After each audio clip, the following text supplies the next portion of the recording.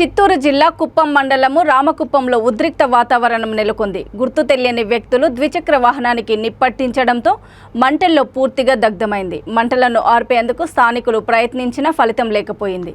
వాహనానికి నిప్పంటించిన వారి కోసం పోలీసులు గాలిస్తున్నారు. పోలీసులు భారీగా మోహరించారు.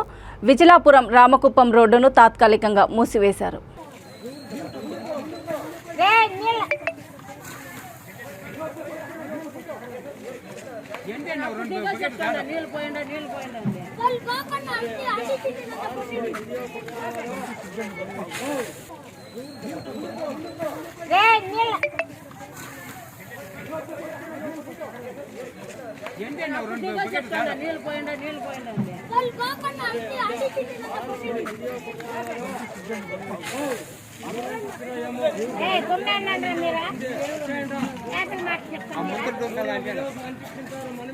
ముందు